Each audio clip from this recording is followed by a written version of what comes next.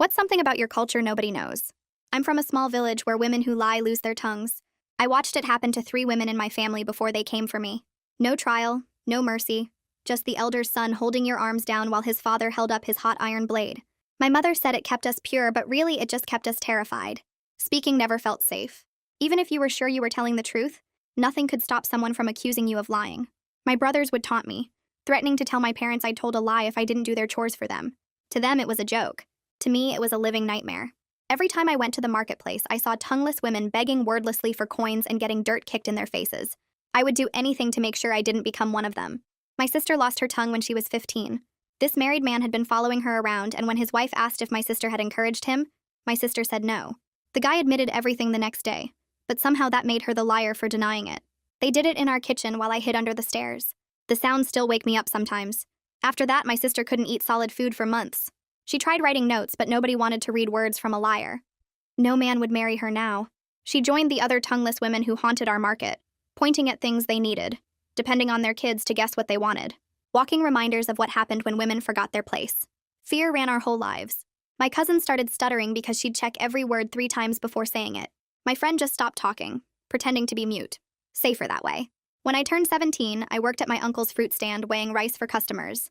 The mayor's wife bought her usual 2 kilograms one day, but this time she came back hours later saying I'd shorted her. I knew I'd given her the right amount because I always measured twice, but it didn't matter. She was Haram Rais al-Baladia, and I was nobody. The elders came for me that afternoon. They searched me and found nothing, but she insisted I'd hidden the rice that I stole. Her word against mine wasn't even a contest. By sunset, they announced I'd face judgment at dawn. My mother didn't ask if I was innocent because it didn't matter. Someone important had made an accusation. That night, Mom sat on my bed teaching me how to live without a tongue, which foods to avoid so I wouldn't choke, how to breathe through the pain when it happened. In the kitchen, I could hear them preparing the blade. The rasp of metal on stone and the heating of the fire went on for hours. I thought about running. The door was right there and the port city was only 2 days away. But leaving meant abandoning everything and hoping I don't die in the desert heat without water for 2 days minimum. Staying meant losing my voice forever. I lay there trying to decide what to do while they sharpened the blade. Dawn came fast. The elders arrived with the mayor, all of them looking satisfied that justice would be served. The Haram Rais al-Baladia sat in our best chair like she was watching a show.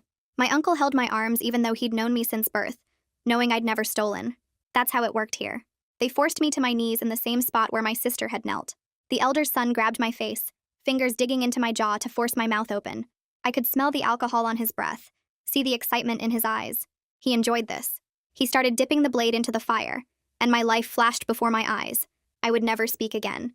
I closed my eyes, preparing for searing pain, when suddenly, "Wait!" someone shouted from the doorway. My sister stood there holding a piece of paper, her scarred mouth set in a hard line. She couldn't speak, but she'd written something. The elder took the paper and his face went dark as he read it. He looked at the mayor's wife, then at the mayor. She claims she saw Haram Rais al-Baladia at the market yesterday. Says she saw her take extra rice when she thought no one was looking. The mayor stepped forward, his face turning red. "My wife is no thief." He looked at my sister with cold eyes. "But you already lost your tongue for lying, and your sister is about to lose hers." The elder nodded slowly. "The tongueless woman writes lies to protect her sister. This changes nothing." He turned to his son. "Continue." The hot blade was taken out of the fire, and just when the elder's son was about to press it against my tongue, the mayor grabbed his arm. "No," he pointed at my sister. "If she spreads these lies about my wife, even in writing, it must be punished." His smile made my blood freeze. "We must take more than just the younger one's tongue. The silent one still has hands to write lies with." The elder considered this while my sister's face drained of color. "Yes," he decided. "Both of them. The tongue and the hands. Let's finish what we started with this family of liars." Requested Reads is on Spotify now. Check out link in the description or comments. The elder's son tightens his grip on my jaw while his father raises the heated blade toward my open mouth, and in that frozen moment I see my sister launch herself forward with a strength I didn't know she still possessed. She crashes into the elder's son with her full body weight, and the blade flies from his father's hand, clattering to the floor where it burns a black mark into the wood. The elder's son stumbles backward and his fingers slip from my face. The room explodes into shouting. The mayor jumps from his chair. The elder scrambles for the fallen blade. My uncle's hands loosen on my arms just enough for me to wrench myself sideways, and I scramble away from the kneeling spot where my sister bled years ago. My mother stands near the doorway but doesn't move to block our path, instead turning her face away as if she can't bear to watch what happens next. Her hands grip the doorframe, but she steps aside. My sister grabs my wrist with her scarred hands and yanks me toward the door while the elder's son struggles to his feet, his face twisted with rage. The mayor stands up from his chair shouting orders, but we're already moving, our bare feet slapping against the floor as we run. The elder yells something behind us, but I don't look back. My sister's grip on my wrist is so tight it hurts, but I don't care. We burst through the front door into the late afternoon heat and sprint down the dusty street while voices erupt behind us. Neighbors peek through windows and doorways but quickly retreat inside, closing shutters and doors as if they never saw us pass. No one will help us. No one ever helps. The sun beats down on my head and the packed dirt street burns my bare feet, but I keep running. My sister pulls me into a narrow alley between two houses, and we cut through someone's back lot where laundry hangs drying in the sun. I lose my left sandal when it catches on a rock and sharp stones cut into my bare foot, but I don't slow down because I can hear men's voices getting closer. Blood from my foot leaves marks in the dust. My sister drags me around a corner and through a gap in a fence. We squeeze between two buildings so narrow our shoulders scrape the walls. The men's voices grow louder. They're searching the streets. They're calling for others to help look. We duck into an abandoned storage shed at the edge of the village, pressing ourselves against the far wall in the dim light that filters through gaps in the wooden slats. My sister clamps her hand over my mouth even though I'm trying not to make a sound, and we hold completely still as heavy footsteps pass by outside. I can hear the elder's son cursing as he searches. Someone else is with him, maybe 2 or 3 men. They're checking every building, every hiding spot. The footsteps stop right outside our shed. I close my eyes and pray they don't look inside. My sister's hand presses harder against my mouth. Her other hand grips my shoulder. We don't breathe. After what feels like forever, the footsteps move away. After the footsteps fade, my sister releases me and pulls out a small pencil stub and scrap of paper she keeps in her pocket. She writes quickly and shows me the note. Desert or Blade? Choose now. Her scarred mouth is set in a grim line as she watches me read. I nod and whisper that we should wait until dusk when it's cooler and we can move with less chance of being spotted. My sister writes again. Highway, truck stop, 2 hours walk after dark. She's already thinking ahead while I'm still shaking from how close that blade came to my tongue. She knows the routes because she used to walk to the market before they took her tongue. She knows which paths avoid the main roads. We check our pockets and find almost nothing useful. I have a thin silver bracelet my grandmother gave me that might be worth something for trade or bribe. My sister has her pencil and paper, and the clothes on our backs are all we own now since we can never go home again. My foot throbs where the stones cut it. Blood has soaked through my remaining sandal. My sister examines the cuts and frowns. The afternoon drags on while we take turns sleeping in short shifts, our bodies cramping in the small space. My sister tears a strip from her sleeve and wraps my bleeding foot, her movements gentle despite her own pain from old scars that never healed right. The fabric helps stop the bleeding, but walking is going to hurt. Outside the shed, I can hear the village sounds continuing. People going about their day. Children playing, dogs barking, life moving forward like nothing happened. Like 2 women didn't just escape their own mutilation. The heat makes the shed feel like an oven. Sweat runs down my back and my throat is so dry it hurts to swallow. My sister hands me a small piece of hard bread she had hidden in her pocket. It's stale and dusty, but I eat it anyway.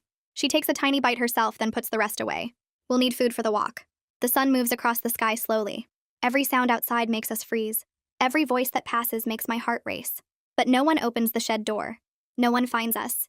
As the light begins to fade through the slats, my sister writes out our plan on a new piece of paper. Stay off main road. Use back paths toward highway. Approach truck drivers at rest stop. Offer bracelet for ride to anywhere with city. It's not much of a plan, but it's all we have. We wait inside the shed until the light through the wooden slats turns orange and purple, and my sister pulls out her pencil again to write down what we need to do. Her handwriting is shaky but clear. Stay off the main road. Use the back paths toward the highway. Approach truck drivers at the rest stop. Offer my bracelet for a ride to anywhere with a city. She underlines the word anywhere twice, and I nod because I understand that anywhere is better than here. It's not much of a plan, but it's all we have. And when the sky gets dark enough that we can move without being easily spotted, we slip out of the shed into the warm evening air. The village is settling in for the night, and we can hear families inside their homes eating dinner and talking. We move along the edges of properties, staying close to walls and fences, and every time a dog barks, my whole body goes stiff. My sister grabs my arm and we freeze against someone's back wall until the barking stops. Then we keep moving toward the edge of the village where the houses spread out and the desert starts. A man's voice calls out somewhere behind us, and we drop behind a pile of old wood and wait with our hands pressed over our mouths. The voice gets closer, then fades away in a different direction, and we stay hidden for another few minutes before moving again. My foot throbs where the cuts are and blood has soaked through the cloth my sister wrapped around it, but I don't say anything because we can't stop now. We can hear the highway in the distance, a low hum of trucks and cars that sounds like freedom, and we walk toward that sound as fast as we can manage. The walk takes way longer than 2 hours because we have to hide when we see headlights coming across the desert. The first time, we throw ourselves into a ditch and press our bodies flat against the rocky ground while a truck drives past on a dirt road. My sister's breathing sounds rough and painful, and I remember all the damage they did to her mouth and throat 5 years ago. The second time we hide, we crouch behind a big rock formation while two vehicles pass by, and I'm scared they're men from the village searching for us. My foot feels like it's on fire with each step, and my sister is limping too from old injuries that never healed right, but neither of us suggests stopping or going back. We finally reach the truck stop around midnight, and it's just a small paved area where big trucks pull off the highway to rest. The smell of diesel fuel hangs thick in the air, and we can see maybe 6 or 7 large trucks parked with their engines running. Some drivers are sleeping in their cabs and others are standing outside smoking or checking their cargo. My sister and I stay in the shadows at the edge of the paved area, and she pulls out her pencil to write another note. The paper is crumpled and dirty, but I can read what she writes. You talk. I watch. Show bracelet. Say city only. She positions herself where she can see my face and also see any driver I approach, and I know she's ready to pull me away if anything feels wrong. I take off my grandmother's thin silver bracelet and hold it in my shaking hand. Then I walk toward a driver who's checking the tires on his truck. He's older than my father would be, with gray hair and a face that looks kind instead of mean. I walk up to him and hold out the bracelet, and my voice comes out quiet and scared. Please, sir, we need a ride to the city. This is all I have to pay you. The driver looks at my bloody foot first, then at my sister standing in the shadows with her scarred mouth, and something changes in his face. He asks in a low voice if we're running from family or from the law, and I answer honestly that we're running from both because they're the same thing in our village. He stares at us for a long moment, and I'm scared he's going to tell us to leave or call someone, but instead he tells us his name is Tunde Rivers. He says he lost a niece 5 years ago to a village custom like ours, but in a different region, and he couldn't save her because he lived too far away and found out too late. His voice sounds sad and angry at the same time. Tunde waves away my bracelet and tells me to keep it. Then he says we can ride hidden under the tarp in his truck bed with his produce, but we have to stay completely quiet if he gets stopped at any checkpoint. He warns us that if officials find us, he'll have to pretend he didn't know we were there, and we both nod because we understand. We climb into the back of his truck, and Tunde helps us burrow under a heavy canvas tarp that covers crates of melons and vegetables. The space is tight and dark and smells like dirt and diesel fuel, but it feels safer than anything has felt in days. We arrange ourselves between the crates so we won't roll around when the truck moves, and Tunde secures the tarp over us before walking back to the driver's cab. A minute later, the truck's engine gets louder and we start moving, pulling out of the truck stop and onto the highway. I feel every bump and turn in my stomach as we drive away from the only home I've ever known, away from the kitchen where they were going to cut out my tongue and cut off my sister's hands. My sister finds my hand in the darkness under the tarp and squeezes it 3 times, which is our childhood signal that means, I'm here with you. And I squeeze back 3 times to tell her the same thing. An hour passes in that cramped darkness and my legs start going numb from staying in the same position. The truck's engine has a steady rhythm that almost makes me drowsy despite my fear, but then I feel us slowing down and hear voices outside. My sister's hand tightens around mine as the truck comes to a complete stop. Through the gaps in the tarp, I can see bright lights and male voices are talking about checking cargo and seeing papers. Tunde's voice answers them, calm and friendly like he's chatting with neighbors about nothing important. He talks about the weather getting hotter and how the roads have more potholes this year, and one of the officials laughs at something Tunde says about his truck's bad suspension. My sister and I stay frozen under the tarp, barely breathing, while footsteps walk around the truck bed. Someone pats the canvas right above my head, and I feel my whole body go stiff with terror. But then the footsteps move away and I hear Tunde still talking about road conditions and delivery schedules. After what feels like forever but is probably only a few minutes, the truck's engine gets louder again and we start moving forward. My sister lets out a long, slow breath and I realize I've been holding mine too. We drive for hours more and my body aches from the cramped space between the crates. The smell of melons and diesel makes my stomach turn, and my cut foot throbs with every bump in the road. Somewhere in the middle of the night, the truck slows again and pulls off the highway. Through a gap in the tarp, I see bright lights and gas pumps, and Tunde gets out to fill the tank. I watch people moving around the gas station, mostly truck drivers like Tunde, and then I see a man standing near the building entrance. He's wearing the same kind of long shirt that men from our village wear, and something about the way he stands makes my blood go cold. I've seen him before at the marketplace talking to the elder's son. My sister sees him too, and her whole body goes tense next to mine. Tunde must notice something wrong because he finishes pumping gas faster than normal and climbs back into the cab. Instead of getting back on the highway we came from, the truck turns onto a different road. Through the tarp gap, I see a sign pointing to a longer route that goes around the mountains instead of through them. The detour will add time to our trip, but I'm grateful that Tunde saw the danger and changed course. The cramped position is making my sister's old scars hurt worse. I can feel her hands shaking next to mine, and I know the scar tissue in her mouth must be bothering her too from all the stress. I remember how our mother used to massage her fingers after the blade took her tongue, gentle circles on each finger to help with the pain.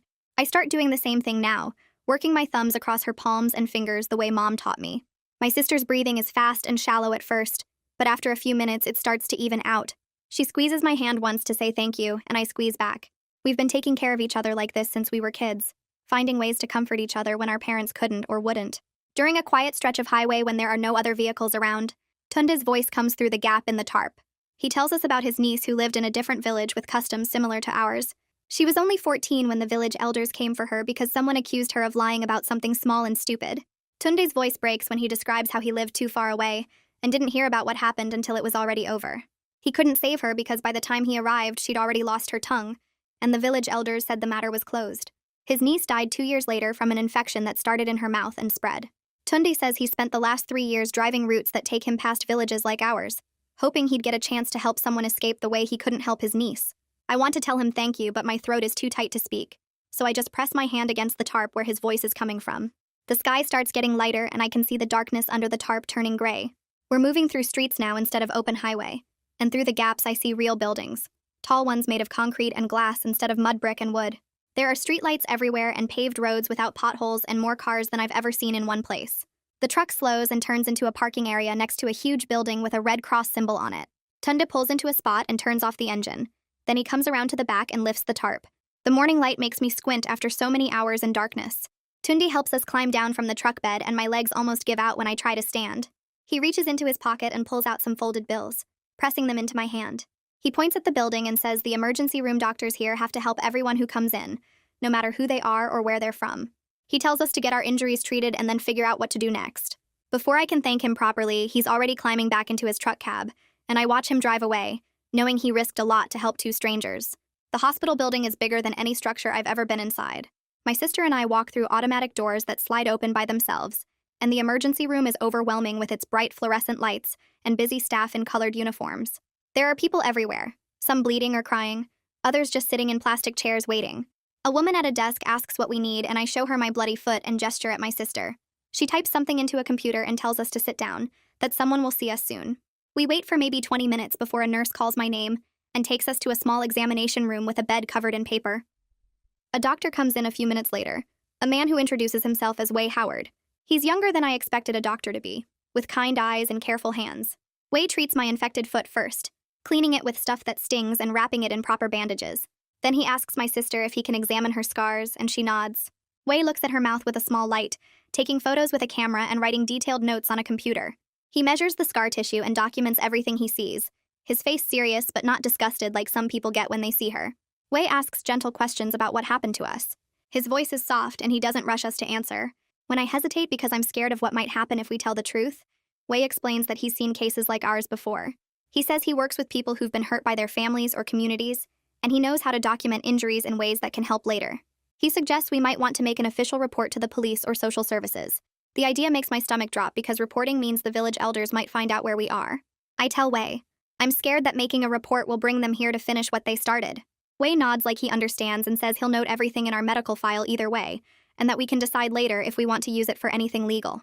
A woman knocks on the examination room door and introduces herself as a hospital social worker. She explains that she works with a legal aid organization that helps people in situations like ours.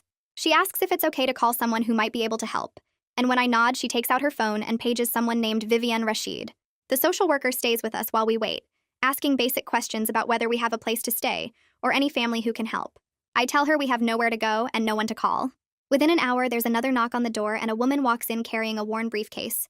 She has short gray hair and a serious expression that somehow feels kind instead of scary. She introduces herself as Vivian and shakes both our hands like we're important people instead of desperate runaways. Vivian pulls up a chair and sits down at our level instead of standing over us. She asks us to tell her what happened, and something about the way she asks makes me feel like she actually wants to hear the truth, instead of just going through motions. I start talking, and once I begin, I can't stop. I tell her about the mayor's wife and the false accusation, about the elder and his son with their heated blade, about my sister trying to protect me and how they decided to take both my tongue and her hands.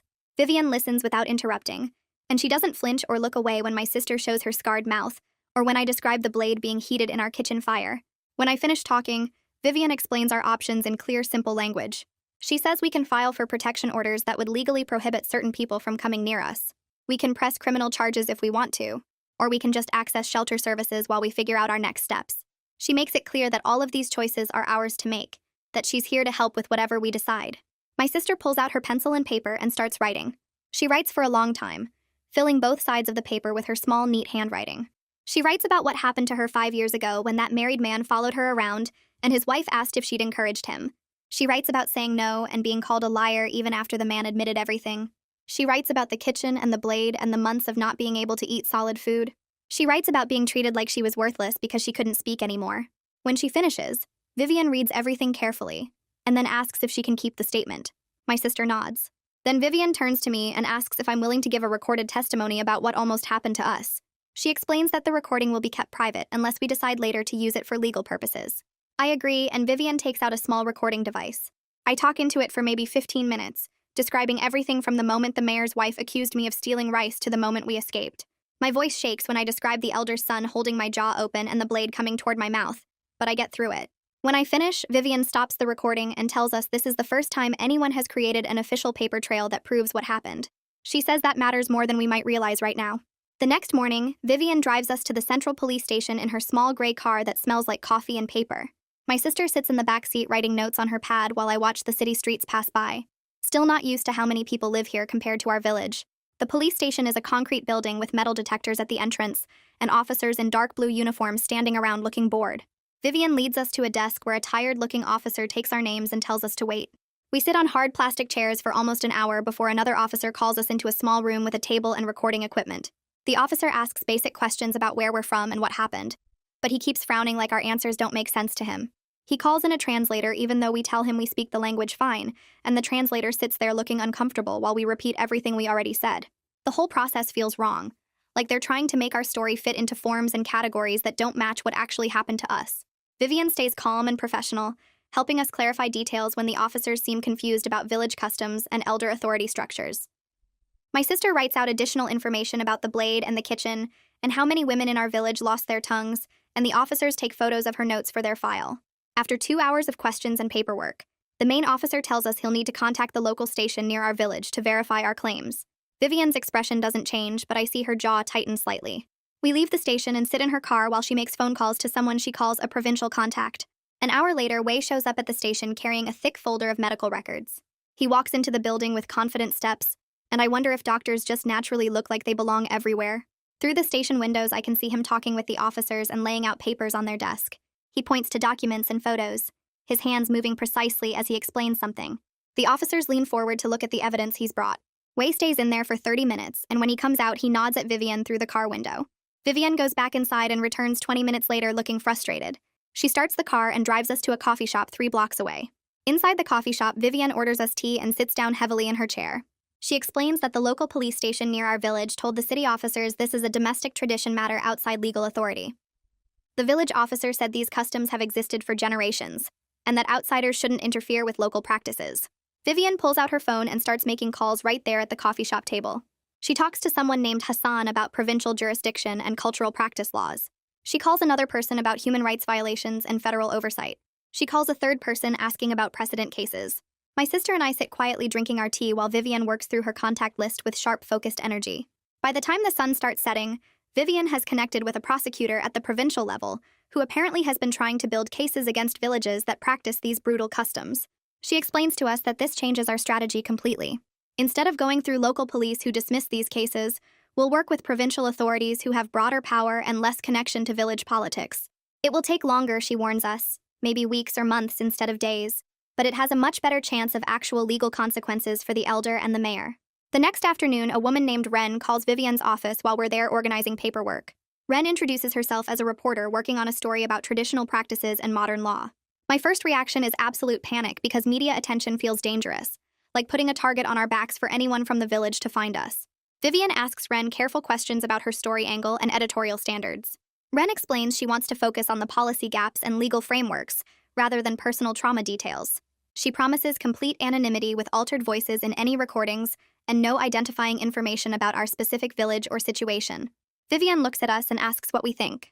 My sister writes quickly that media coverage might help other women, and I realize she's probably right even though it scares me. We agree to meet with Ren under strict conditions that Vivian negotiates over the phone. 2 days later, Ren comes to Vivian's office with a small recording device and a notebook. She's younger than I expected, maybe late 20s, with short hair and tired eyes. She asks us questions about the legal process and what barriers we faced, not about the blade or the kitchen or the specific terror we felt. She asks about village power structures and how women's voices get silenced in these systems. The interview lasts an hour, and Ren keeps her word about focusing on policy rather than pain. When the article runs in a regional newspaper 3 days later, I read it twice, feeling exposed and validated at the same time. Ren wrote about how national laws prohibit mutilation and violence, but local enforcement often dismisses these cases as cultural matters. She interviewed legal experts about jurisdiction problems and discussed our case only as one anonymous example among several. Our specific details are changed enough that I don't think anyone from the village would recognize us, but the truth of what happened is still there in the facts she presents. The article generates immediate responses. Vivian shows us emails from people donating money to the legal aid fund that's helping with our case. Some donations are small, maybe 10 or 20 currency units. Others are larger. People write messages saying they want to help women escaping these situations. But Vivian also mentions, without showing us, that the news outlet received threatening messages from people defending traditional practices and calling the article an attack on cultural values. We know both reactions exist in the world. The morning after the article publishes, my phone rings from a number I don't recognize. I almost don't answer, but something makes me pick up. My mother's voice comes through tight with fear. She tells me the mayor is furious about the article even though it didn't name him specifically. She says the village is in an uproar with people arguing about whether the old customs should continue. She warns us never to try coming back because it's not safe. Then her voice drops to a whisper, and she says she's proud we got away, that she should have helped us escape years ago. The call ends abruptly like someone walked into the room. 2 hours later, Vivian's office phone rings and it's my mother again, this time calling from a different number. She tells Vivian she's sending something important. Minutes later, Vivian's phone buzzes with an incoming photo message. The image shows our kitchen with the blade being heated in the fire, and there's a timestamp visible on a wall clock showing it's from the night we escaped. My mother took this photo secretly while they were preparing to take my tongue and my sister's hands. The premeditation is right there in the image. The careful preparation. The heated blade ready hours before dawn. My mother's act of sending this evidence feels like her own quiet rebellion against everything she was taught to accept. Vivian immediately opens her laptop and starts drafting emergency protective order applications. She works through the afternoon pulling together the photo evidence my mother sent, weighs detailed medical reports about our injuries, and our sworn statements from the police station. She explains that these orders will legally prohibit the elder, his son, and the mayor from coming within a certain distance of us, or contacting us in any way. The orders will be registered at both provincial and local levels.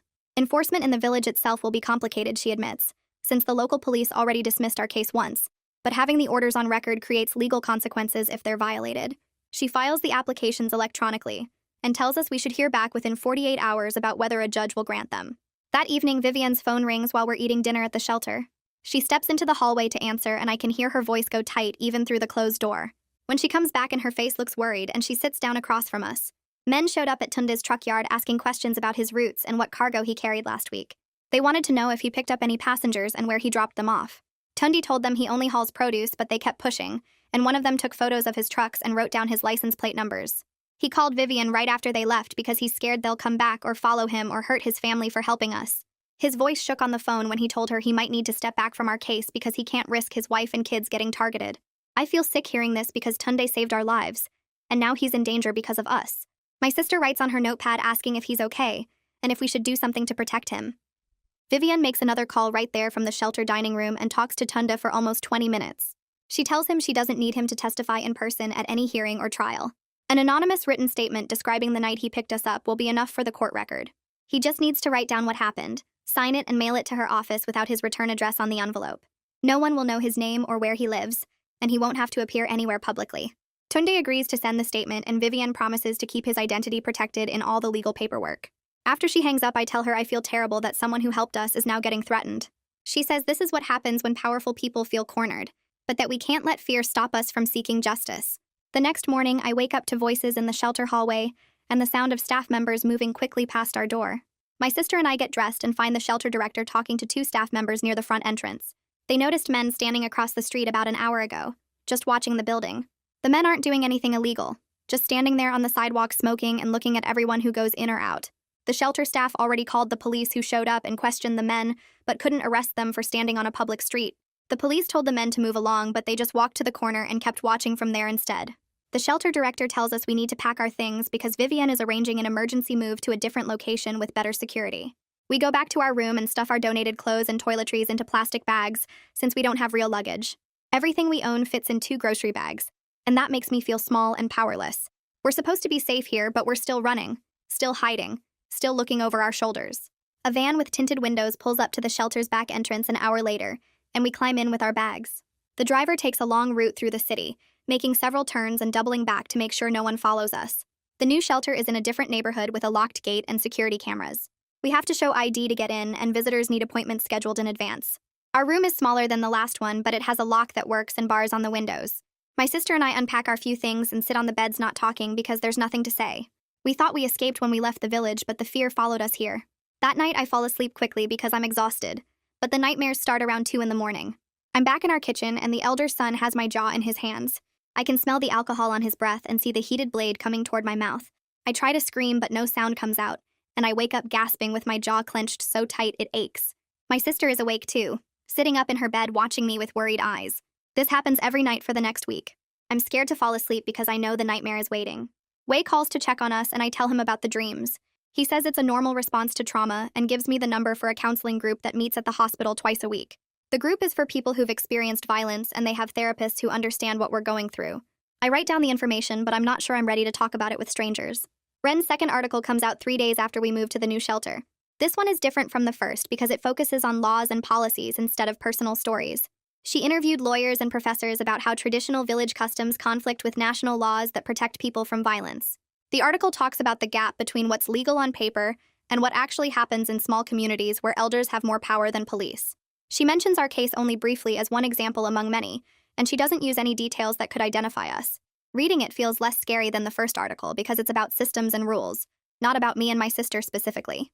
The article seems to change the conversation online from people arguing about whether our story is real to people debating what the government should do about villages that still practice these customs. A woman from a provincial organization calls Vivian's office the next day. The group works on women's rights issues and they want to help with our case. They've been documenting similar situations for years, and they have files on at least a dozen other cases from nearby villages. Women who lost their tongues for supposed lying, women who lost fingers or hands, women who were beaten or burned for breaking traditional rules. The organization sends over thick folders of statements and photos and medical records that show this isn't just about our village. It's a pattern that happens in multiple places, and the legal system has mostly ignored it. Vivian meets with the organization's lawyers, and they agree to work together on our case. Having more evidence and more legal help makes everything feel more real and more serious. 5 days after we escaped from our village, Vivian drives us to the provincial courthouse for our hearing. The building is huge with marble floors and high ceilings that make every sound echo. We pass through metal detectors and security guards check our bags. The courtroom is on the 3rd floor and it's bigger than any room I've ever been in. Rows of wooden benches face a raised platform where the judge sits, and there are tables for lawyers and a separate area for witnesses. Everything feels formal and confusing with procedures I don't understand. The mayor's lawyer stands up as soon as we enter and immediately asks the judge to dismiss our case. He argues that since the defendants haven't appeared in court, and since everything happened in the village under traditional customs, the provincial court has no authority to issue orders. Vivian stands up and responds that the defendant's absence is exactly why we need protection orders, and that national law supersedes local customs when it comes to violence and bodily harm. The judge listens to both sides and asks questions about jurisdiction and evidence. I sit at the table next to Vivian, trying to follow the legal language but understanding maybe half of what they're saying. My hands are shaking and my sister keeps writing notes asking if we're going to lose. After almost an hour of arguments, the judge denies the dismissal motion. He says our case raises serious questions about human rights and traditional practices, and he's granting temporary restraining orders while ordering a full investigation into what's happening in our village. The orders prohibit the elder, his son, and the mayor from coming within 500 meters of us or contacting us in any way. Vivian squeezes my hand under the table and I feel something small shift inside me. Maybe the legal system can actually work for people like us. Maybe we're not completely powerless. Over the next 2 days, other women start sending statements to Vivian's office. Some are anonymous, just typed pages with no names attached. Others include photos of scars on tongues or missing fingers or burn marks. One woman sends a video of herself trying to speak with half her tongue gone, explaining what happened to her when she was 16. Another woman writes about watching her mother lose her tongue, and then years later losing her own. The statements come from different villages, but they all describe the same basic system where men decide if women are lying and punish them without trials or evidence. Together, they build a picture that shows this isn't rare or isolated. It's systematic abuse that's been happening for generations, while everyone pretends it's just culture or tradition. The next morning, Vivian calls me at the shelter saying my uncle left a message on her office line overnight. She plays it for me over the phone and I hear his voice, tired and rough like he hasn't slept in days. He says he wants to apologize for holding my arms that day, that he knew I never stole anything and he should have stood up for me. He says he'll testify about what happened if Vivian can guarantee the village won't come after him for speaking against the elder and the mayor. His voice cracks when he talks about watching them prepare the blade and knowing it was wrong but being too scared to stop it. I feel angry at him for his earlier weakness and relieved that he's willing to help now, and I don't know which feeling is stronger. Vivian tells me she can arrange protective measures for him if his testimony is solid, and I say yes because we need every witness we can get, even if I'm still mad at him for what he did. That same afternoon, Ren calls Vivian with something big. She's been digging through public records at the market office and found financial documents showing the mayor's wife has been skimming money from vendors for months. The rice she accused me of stealing was part of a bigger scheme where she used altered scales to cheat customers and pocket the difference. Ren found witness statements from 3 other vendors who saw her taking extra rice and produce, but were too scared to report it because of who she was. The statements are dated from weeks before she accused me, which proves she was already stealing when she blamed me for her own crime. Vivian adds these records to our case file and says this changes everything, because now we can show the false accusation was meant to cover up the mayor's wife's theft pattern. 2 days later, police get a warrant to search the mayor's wife's market stall based on Ren's evidence. I'm not there to see it, but Vivian tells me they found altered scales with weights that had been filed down to show less than the actual amount. They also found a notebook where the mayor's wife kept records of how much she skimmed from different vendors each week, including the 2 kilograms of rice she claimed I stole. The police document everything carefully with photos and evidence bags, making sure the chain of custody is perfect, so nothing can be challenged in court. Vivian meets with the officers to add this physical evidence to our case, explaining how it proves my accusation was false and was designed to hide the mayor's wife's own criminal activity. She says the altered scales alone are enough to show a pattern of theft that makes the wife's accusation against me completely unreliable. The provincial prosecutor reviews all the evidence and decides to file formal charges. Vivian calls me to her office to explain what's happening. The charges against the elder's son are attempted assault with intent to maim, which carries a penalty of 5 to 10 years in prison if he's convicted. The charges against the mayor are conspiracy and obstruction of justice for enabling his wife's false accusations and trying to use village customs to cover up her crimes. Vivian says these are serious charges that could mean prison time for both of them, not just fines or community service. She walks me through what each charge means and what the prosecution will need to prove, and for the first time I start to believe that maybe the legal system can actually hold powerful people accountable for what they did to us. The arrests start the next day. The mayor gets detained at the provincial government building where he went to lobby against our case, and police officers walk him out in handcuffs while other officials watch. Vivian sends me a text with the news and I feel something loosen in my chest that's been tight since the day I ran. Police also go to the elder's home with a warrant and seize the heated blade as evidence, photographing the scorch marks on our kitchen floor where it fell. The elder's son isn't there when they arrive, and neighbors say he left the village 2 days ago. Police issue a warrant for his arrest and add him to a regional database, but Vivian warns me he might stay hidden for a while since he knows what's coming. That same week, my mother contacts Vivian through a secure number and says she wants to leave the village with our youngest sibling. Vivian arranges for them to relocate to the city through a safe house program that helps families escaping dangerous situations. When they arrive, Vivian brings them to meet us at a neutral location, a community center with private rooms. My mother sees me and my sister and immediately breaks down crying, grabbing both of us and saying she's sorry over and over. She says she should have gotten us out years ago before my sister lost her tongue, that she knew the customs were wrong but was too scared to fight back. She holds my sister's scarred hands and apologizes for not protecting her when she was 15. My sister writes on her notepad that it's okay, that we're all here now, and that's what matters. Our youngest sibling stays quiet through the reunion, looking confused and scared by everything that's happened. We spend 2 hours together before the safe house staff say it's time to go, and my mother promises she'll testify if Vivian needs her to. 3 weeks after the arrests, the formal testimony hearing gets scheduled at the provincial courthouse. Vivian prepares us carefully, going over every detail of what happened, and making sure our stories match because they're true. The hearing day arrives and we enter through a side door to avoid any village supporters who might be watching. The courtroom has a privacy screen set up that hides us from the audience while we testify, though we can see the judge and lawyers. My sister goes first, writing her testimony on a tablet that gets projected on a screen for everyone to read. She describes watching the married man follow her when she was 15, being accused of encouraging him when she was rejected him, and then having her tongue cut out in our kitchen while I hid under the stairs. The defense lawyer tries to challenge her timeline, asking how she can be sure of dates from 5 years ago. But Vivian has prepared medical records from the village clinic that show my sister was treated for severe mouth trauma on the exact date she described. Then it's my turn, and I tell the whole story from the rice accusation to the blade being heated to my sister saving me at the last second. The defense lawyer pushes hard on why I didn't report the mayor's wife's theft earlier if I knew about it, and I explain that nobody reports powerful people in the village because reporting means punishment. Vivian backs me up with testimony from other vendors who saw the same pattern but stayed silent out of fear. The defense challenges Tunde's written statement, arguing it's unreliable since he won't appear in person to be cross-examined. The lawyer suggests Tunde might have made up his story to help us, that there's no way to verify he actually picked us up that night, or that we were really running from the village. Vivian signals to Ren, who's sitting in the gallery, and Ren brings forward a folder of documents. She's pulled highway toll records showing Tunda's truck passing through the checkpoint near our village at the exact time he said he picked us up. She also has truck weigh station timestamps from later that night showing his truck was heavier than usual, consistent with carrying extra passengers hidden under the tarp. The defense lawyer tries to argue this is circumstantial, but the judge seems impressed by how thoroughly the timeline has been documented. Wren's evidence turns Tunda's affidavit from a questionable statement into a corroborated account that matches all the physical evidence. Wei testifies next, and his medical documentation becomes the strongest part of our case.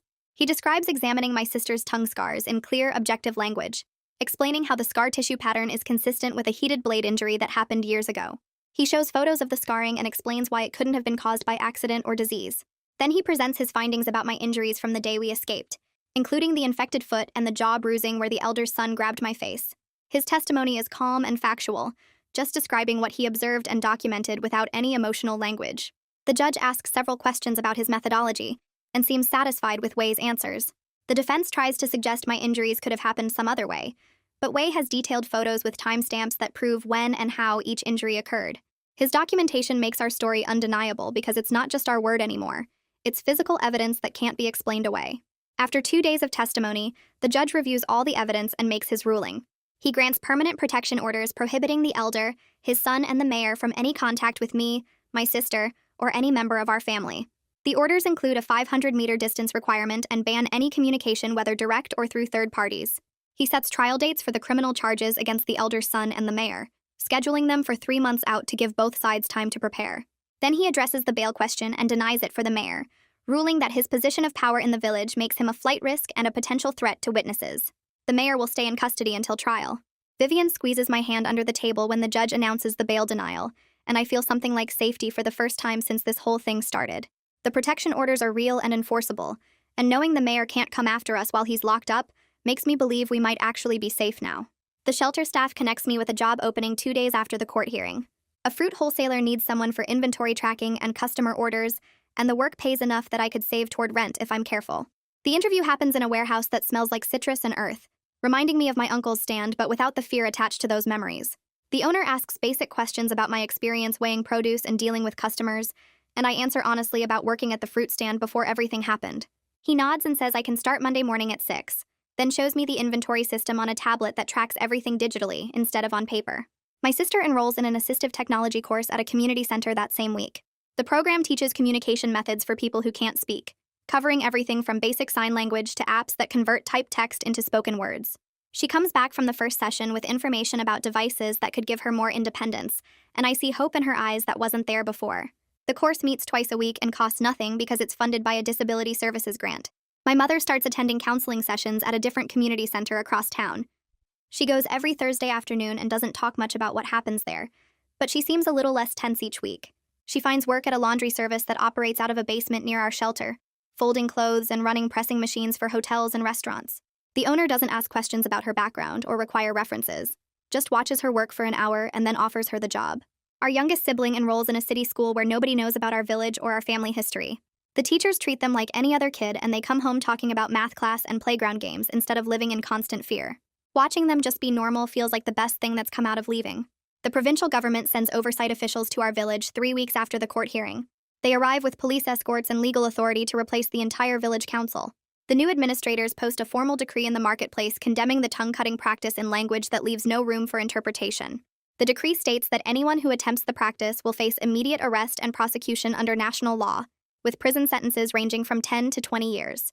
Vivian sends us photos of the posted notices, and seeing those words displayed where everyone can read them makes something loosen in my chest. Some villagers grumble that outsiders are destroying their traditions and that the government has no right to interfere with local customs. Others stay quiet, but you can see the relief on their faces, especially the women who've been living in fear for years. An anonymous reporting system gets installed in the village during the same week the new administrators arrive. They set up a dedicated phone line that women can call without giving their names, and they install a lockbox outside the new administrative office where people can drop written reports without being seen. Within the first month, a dozen reports come in about various forms of violence and coercion that have nothing to do with tongue cutting, but show how deep the problems run. The reports describe forced marriages, stolen wages, beatings, and threats that kept women silent for years. Provincial investigators begin quietly following up on each report, interviewing witnesses and building cases. Vivian tells us about the reporting numbers during one of our check-in meetings, and knowing that other women are finally speaking up feels like something is actually changing. Ren publishes her third article focusing on the recovery process and policy outcomes rather than the trauma itself.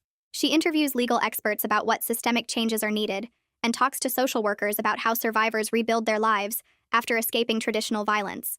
The piece mentions our case only briefly as one example among many, which feels like being seen without being consumed by public attention. She includes quotes from provincial officials about the new oversight measures and from NGO workers about similar interventions in other regions. Reading the article feels different from the earlier ones because it's not about our pain anymore. It's about what comes next and how to prevent this from happening to others. The mayor's wife issues a public statement through her lawyer 2 months after the protection orders get granted. The statement formally retracts her accusation against me and admits she took the extra rice herself to cover a gambling debt she'd been hiding from her husband. She offers financial restitution for the harm caused, suggesting an amount that Vivian immediately says is too low. Vivian negotiates back and forth with the lawyer over email and phone calls, pushing for enough money to cover our medical bills and contribute toward our housing deposit. They settle on an amount that's 3 times the original offer, paid in 2 installments with the first one arriving within a week. The money gets deposited into an account Vivian helped us open, and seeing that balance makes the idea of our own apartment feel real instead of impossible. The mayor accepts a plea agreement 3 months after his arrest. The terms require him to resign from the office permanently and accept a lifetime ban from holding any government position.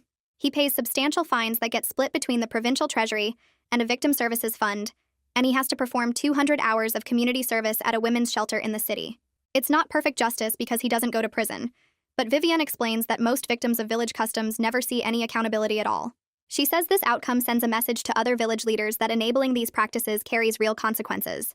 I think about whether it's enough and decide that watching him lose everything he valued counts for something, even if it doesn't undo what almost happened to us. The elder's son gets arrested after starting a bar fight in a neighboring town 4 months after we escaped. He punches someone over a card game dispute and the police get called. When they run his identification at the station, the outstanding warrant from our case pops up in the system. The officers execute the warrant immediately, and this time he's held without bail because he's already shown he'll run. Vivian calls to tell us the news, and I feel my shoulders drop with relief I didn't know I was carrying. Knowing he's in custody and can't come looking for us helps me sleep a little better at night, though the nightmares still come sometimes. My sister and I move into a small 2-bedroom apartment through a housing assistance program 5 months after arriving in the city. The program subsidizes part of our rent for the first year, while we build up savings and job stability. We spend a weekend furnishing it with secondhand basics from charity shops, finding a couch that's only slightly worn and a kitchen table with mismatched chairs that work fine. We buy our own locks for the doors and windows, the kind that need keys from both sides so nobody can break the glass and reach through. Having a space that's truly ours, with locks we control and neighbors who don't know our history, feels like the most valuable thing we've ever owned. My sister hangs curtains in her room, and I set up a small desk where I can do inventory paperwork from my job. I start keeping nightly voice memos on a cheap phone Vivian helped us get through a donated phone program. Every night before bed, I record my thoughts and experiences, talking through what happened during the day and how I'm processing everything that brought us here. The recordings are just for me, a way to reclaim my voice and prove to myself that I can speak without fear now. Some nights I talk for 2 minutes, other nights for 20, depending on what's weighing on my mind. I block harassing numbers when they appear, usually from area codes near our old village, and I don't let them stop me from using the phone. Slowly, my sleep improves as the nightmares become less frequent, dropping from every night to maybe twice a week, then once a week, then occasional. 4 months after our escape, we set up our small apartment for dinner with the people who helped us get here. My sister wipes down our secondhand table while I arrange mismatched plates and cups we bought from the charity shop. Tunde arrives first carrying a crate of fresh mangoes and oranges from his delivery routes, setting them on our kitchen counter with a smile. Wei shows up next with a bag full of bandages, antiseptic, and basic medical supplies for our first aid kit, explaining we should always keep these things on hand. Vivian walks in holding a folder of papers, and when she opens it, I see official stamps and signatures on documents that say, "Our case is officially closed," and the protection orders are permanent. Ren brings her published articles printed and bound in a simple folder, 3 pieces that told our story without exposing us, focusing on policy changes instead of our trauma. We crowd around our small table, passing plates of rice and vegetables, and Tunde raises his cup of water. We all lift our drinks and toast to boring, ordinary days ahead, to the simple freedom of speaking without fear, to sleeping through the night without nightmares. The conversation stays light, and we laugh about small things like Wei's terrible parking and Vivian's coffee addiction, normal topics that have nothing to do with villages or blades or running. After everyone leaves, my sister and I wash the dishes together in our tiny kitchen, and the quiet feels comfortable instead of scary. I wake up each morning now in a place where no one is sharpening blades in the kitchen, and that quiet relief is enough. My sister and I go to our jobs, come home, cook dinner together, and plan for things like saving money for better furniture or maybe taking a class at the community center. It's not a fairy tale ending with everything perfect and tied up neatly. I still have bad dreams sometimes, and my sister's scars still ache when the weather changes. But this life is ours, and we built it ourselves. And knowing we're safe here makes even the hard days feel possible. We don't have profound insights about justice or healing, just the daily routine of living without fear. And that turns out to be enough. Congrats on making it to the end without throwing your phone. Reward yourself by subscribing and letting the algorithm enable us again.